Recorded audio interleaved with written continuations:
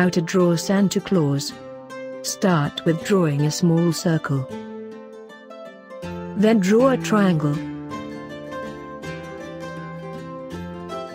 Draw a rounded rectangle below it. Then draw 2 straight lines. Draw a small circle for a nose. Then draw the moustache.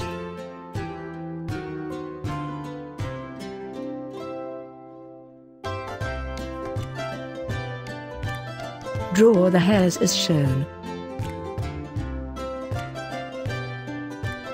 Then draw the mouth. Draw the beard.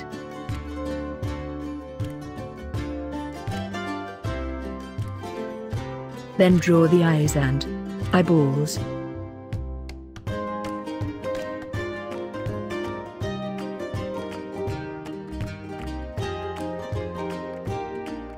At last, color the Santa Claus. Here is the finished drawing of the Santa Claus.